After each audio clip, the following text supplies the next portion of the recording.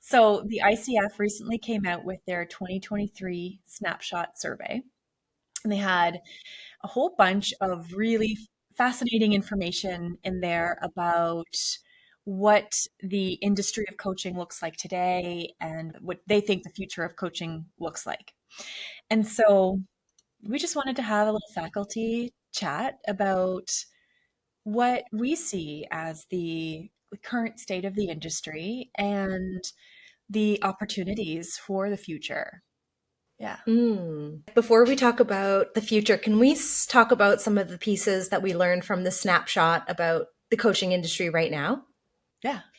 So one thing I'm curious to hear more because I haven't read the list the way both of you had, but the number that jumped out at me that you shared was the average per hourly rate of ICF certified coaches. Is it around the world or North America? North America. Oh, is it North America? North America. It's a little higher in Europe. Yep. Yeah. Okay. But North America was in second place for that. Okay. Right. So I found that super interesting because students ask me every single cohort, how much should I charge? What's the average? And I always give them the most ludicrous range. Because there is a ludicrous range out there. There really is. But I always say, and, just pick what feels right to you. And actually having this information and knowing the average is so interesting. And the average was it just under 300 US dollars per hour? Yeah, it was 272 US dollars per hour average. I think that's incredible. Mm-hmm. And so encouraging. Mm-hmm. Yeah.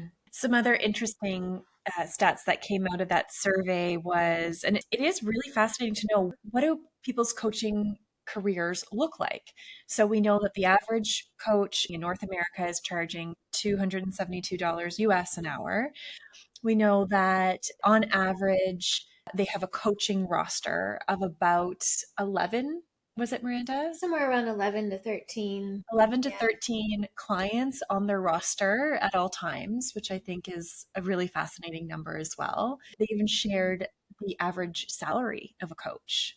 What were those numbers? It was around 67,000 per year average US. Yeah. What's just interesting about that number, though, that really stuck out to me was that the context of hearing how many hours per week someone worked alongside that number was really interesting. So what was it? An average of 11 hours per week? Yeah. So that changes the context of that average yearly salary a lot. Mm-hmm. At 11 hours a week, at an average of just under $300 an hour, that's what that salary is, right? Mm-hmm. Or, some ballpark of that. But that changes the context so much. And that I find so fascinating, but also like a bit of confirmation. I would say 80 to 90% of the students who come through the MRA are looking to leave a crazy, busy 40, 50, 60-hour work week and transition to something a little more balanced with family life, balanced with, whatever. And this snapshot shows that this is what's happening. This is what people are doing. Yeah. People all over the world, this is what they're doing. Yeah. Another really interesting stat was that over 90% of coaches surveyed are marrying coaching with another craft. Miranda, do you want to share the top three? Yes, it was consulting, teaching, and facilitation. So the majority of that demographic surveyed was baby boomers and Gen X, those born before 1982. So to Michelle's point, a lot of professionals looking to leave their current career and pursue coaching, knowing that 90% of current coaches are marrying facilitation, consulting, teaching, you get to take your experience and your coaching skills in a completely different direction. You have already so much value and experience, and now you've got the skills on how to have a conversation where you get to integrate authentic listening, powerful questions, and the demand for coaching is also expected to continue to rise. Just between 2022 and 2019, it boomed from up to 55%. That's wild. From 2019, it has grown 55%. Yeah, that's wild. Yeah. Did they give any reasons for that? Like guesses as to why? The demand.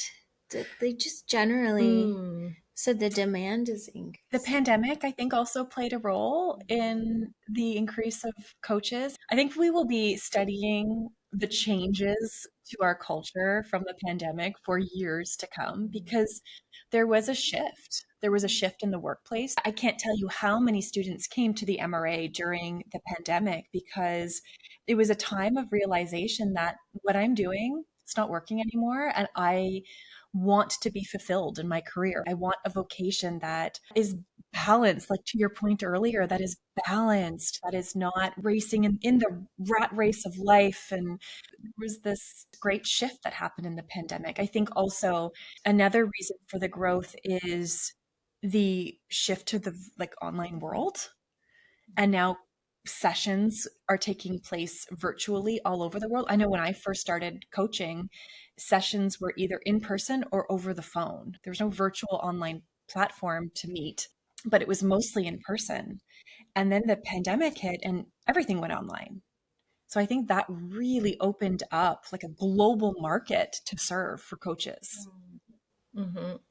Anything else about what it said about the current state that is interesting that we want to talk about? I'd like to actually continue talking about over 90% of coaches are marrying their coaching skills with consulting, teaching, or mentoring, or facilitation. I think that's a really important stat.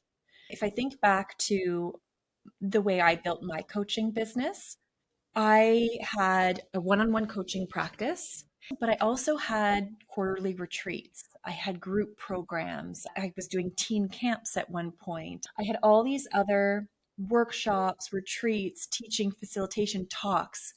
And if I really think about where the majority of my one on one clients came from, it was from all of those pieces. It was from all those pieces that were not pure coaching. I think that's an important piece of information that could help people, help coaches in their business strategy in terms of how they build their coaching business.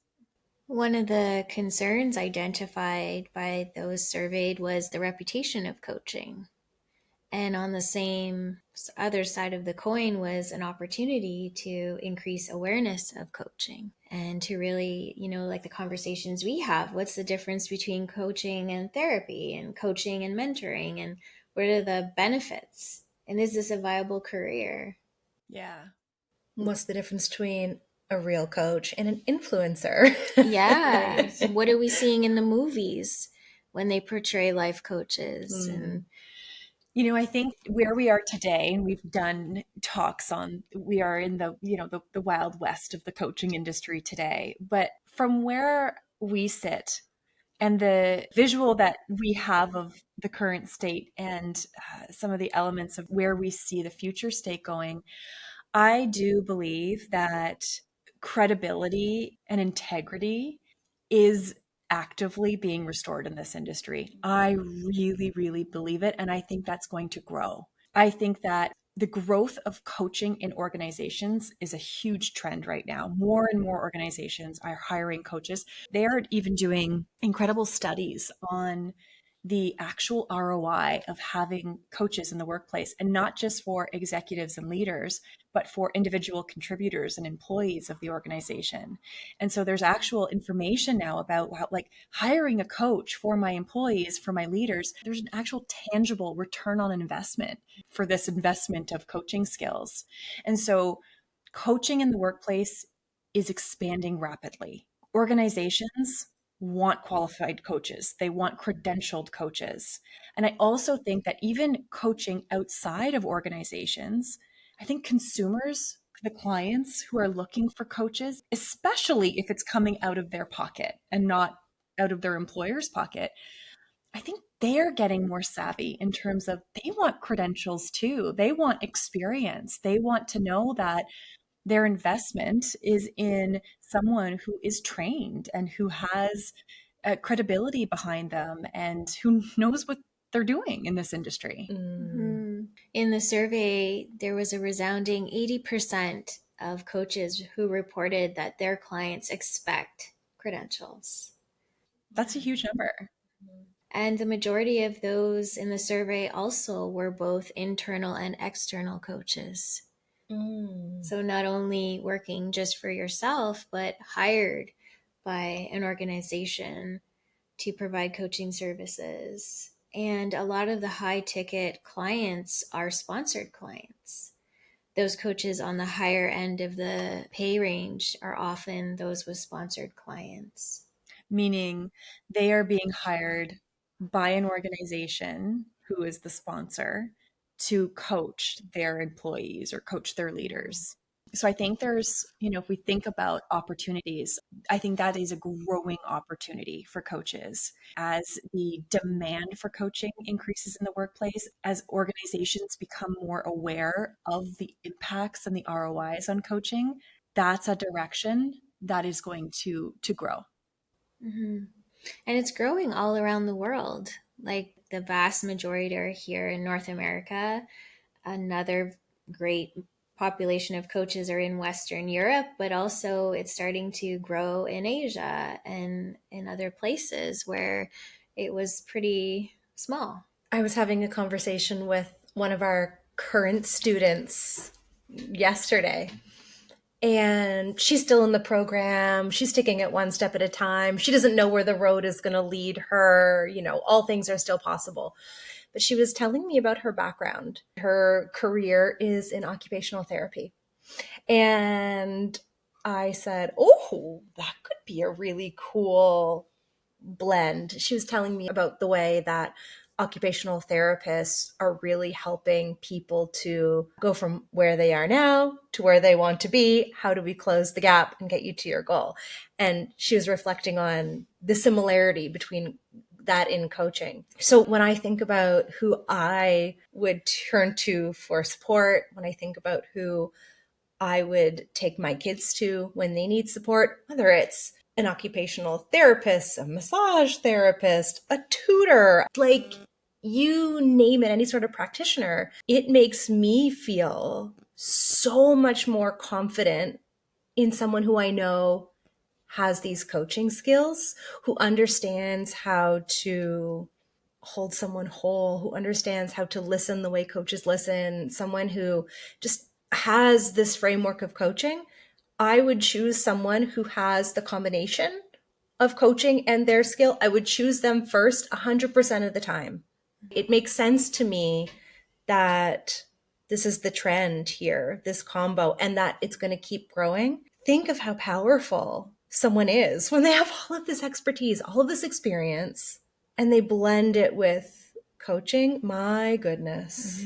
Leadership. Think about leaders in organizations having coaching skills to complement their leadership.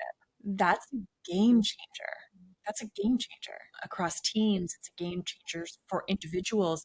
It's even a game changer for the leader themselves to embody the mind of a coach and to infuse those skills into their day-to-day interactions with their team.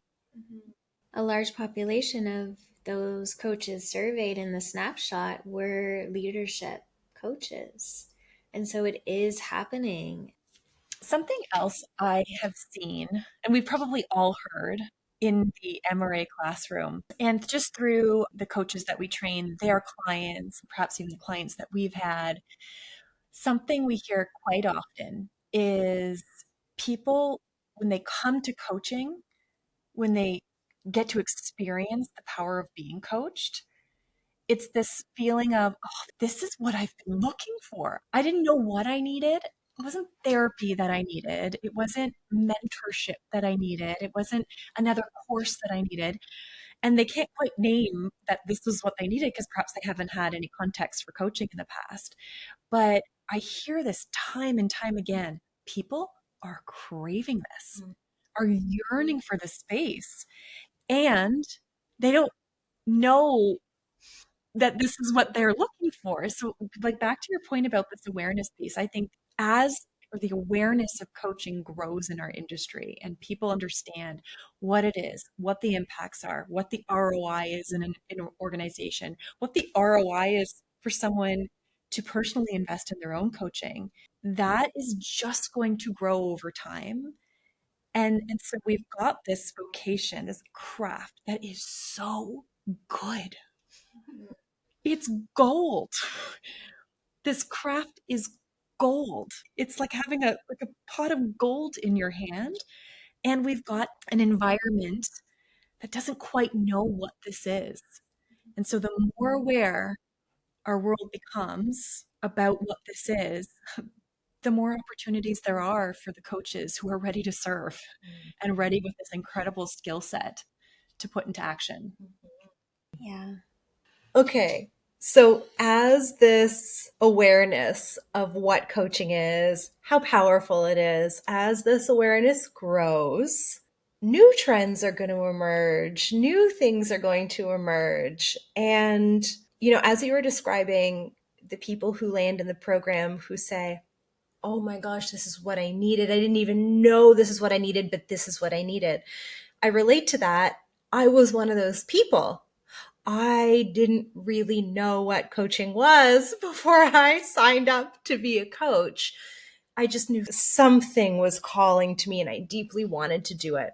For me, also satisfied this thing. I was always the thing I always wanted and didn't even know that I wanted. And in the past, to sort of try to satisfy this need, really, not even a desire, but this need I've always had, I tried a whole bunch of therapists. I tried medication, antidepressants, anti-anxiety, went down that route. I tried seeing what the experts have to say. Books behind our Yeah, like what is, how do you figure out life? How do you deal with your feelings? What do you do when you're super depressed? What do you do when you don't understand the purpose of life? What do you do when, like, you name it? And it just strikes me that a lot of people are like that. A lot of people are looking, a lot of people are searching, a lot of people try therapy because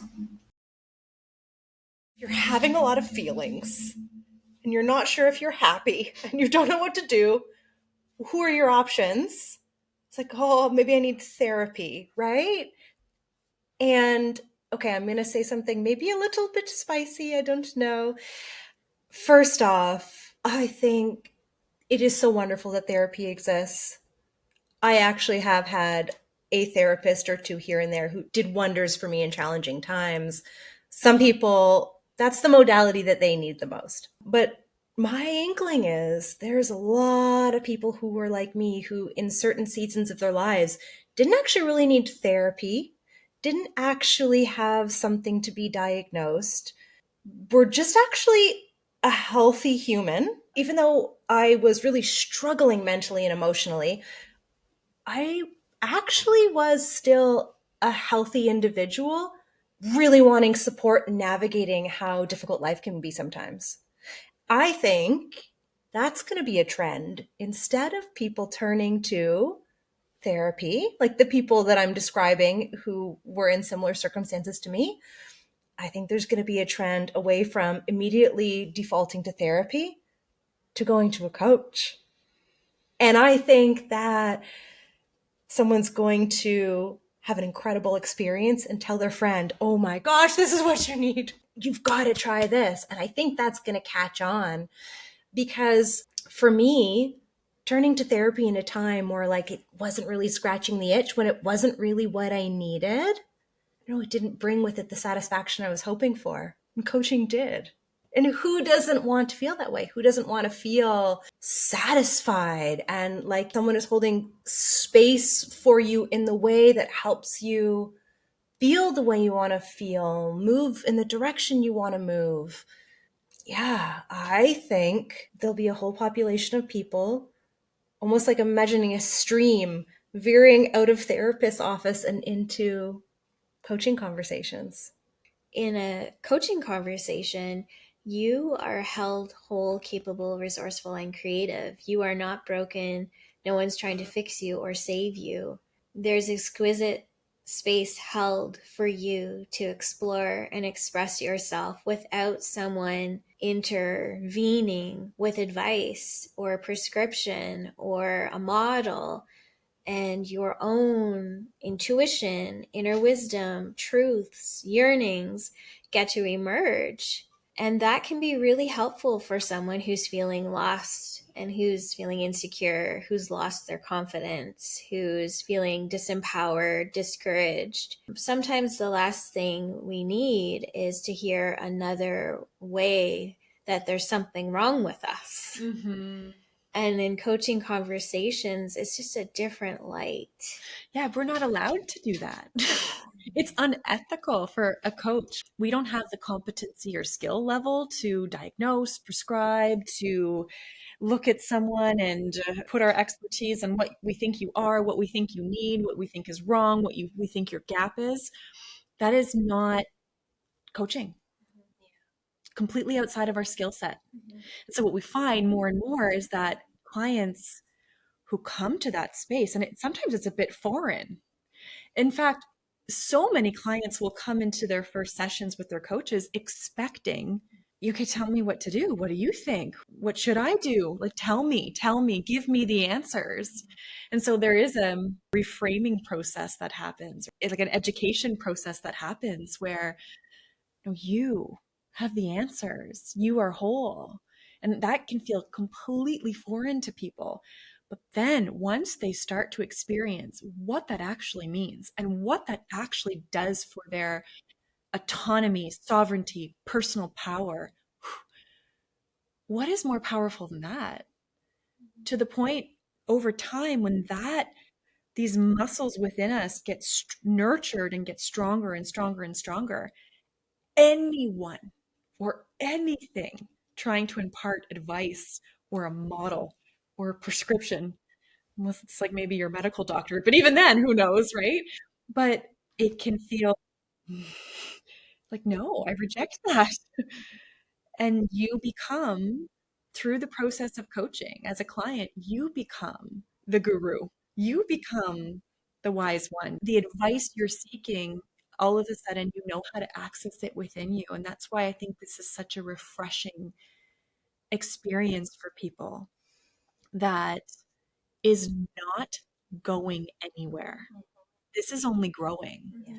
This is not going anywhere. That I know in my bones, this isn't going anywhere. Yeah. The rest of the world just needs to become more aware, experience it. And once people really, truly experience the impacts of it in their lived experience, in their personal lives. Mm. Mm-hmm. You know, I'd like to expand my prediction. As I'm listening to both of you speak, I'm thinking, yeah, and I'm realizing it's not only some people moving away from therapy and coming to coaching. I also think it really relates to the entire world of self-help or helping people. I think it relates to that entire world. In the world of self-help, it may not be here's your diagnosis, but it might be, hey, you're struggling like this, here, do this instead, Mm-hmm. right? And not all self-help is created equal. Not all helping professions are created equal, but those that focus on one particular perspective, lens, way of doing things. For example, there's some people who love discipline. There's some books on how to be really disciplined, and it's very prescriptive. It's one way of doing things. And I think that there's going to be a lot of people moving away from prescriptive self-help, again, into coaching or into a flavor of self-help that offers a framework full of lots of possibilities for a person to find themselves in. I think one of the most liberating things, listening to the two of you talk, helped me put my finger on what it was that scratched that itch. Like, what was it that coaching helped me do? And it really was that shift from I'm struggling, so what's wrong with me? mentally, emotionally, morally. What's wrong with me that life is so hard and I can't do this? What's wrong with me that I hate this so much? What's wrong with me that I'm struggling so much? To what if I'm okay?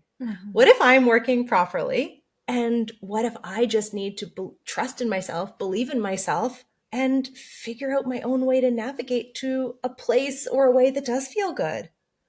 That felt so good, because not only do I get to not be broken or really deeply flawed, but I also get to empower myself to put myself in circumstances that make me actually feel happy, not try to stay in a situation that makes me unhappy and that I'm learning to cope with. I actually get to leave and be happy. Yeah. People want that. Who doesn't want to be happy for real? Who doesn't want to be satisfied for real? So that's why, like, I wholeheartedly agree with you when you say, I know coaching is here to stay and it's only going to grow. I have zero doubt, because I know that as much as I know people yearn to be happy or fulfilled or at peace. That's how much I know that, yeah, coaching is here to stay. Also, building on what you were talking about in terms of the world of therapy, we're also seeing a growing trend of more and more therapists, trained therapists, coming to learn coaching skills so that they can infuse that in their work. I know you have an amazing experience with your therapist, who you often say she's using coaching skills all the time. That's how beautiful this skill set is. And that's how powerful and impactful it can be, and infused into all sorts of different modalities. Yeah. Just as the clients, the people looking for improvements in their self help, so are the practitioners looking for skills like coaching skills to hold the space. And what I love about my experience with my therapist is I have the safety clinically of her expertise and her ability to ask me open ended, powerful questions, teach me how to trust myself, hold space for my wisdom to emerge, for me to think about what values matter here, what next best step is in alignment with me, how do I see myself carrying that out.